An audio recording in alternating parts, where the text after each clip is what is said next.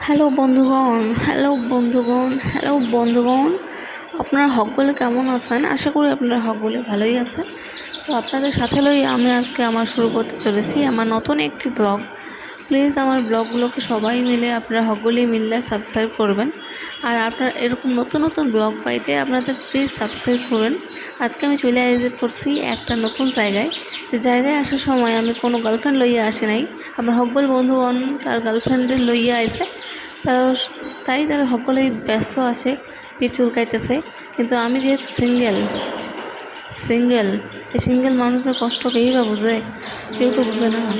তাই আমি চলে এসেছি একা, এই গাছের ডালে ঝুলতে তারপরে যা হয় দেখা যাইব। আগে ঝুলি তো গাছের ডালে, তারপরে আমি এবার খাওয়ান লইয়া বয়ে পড়ছি। খাওয়ান হইয়া গেলে আমি আবার তার খাওয়ান লইয়া বয়ে পড়বো।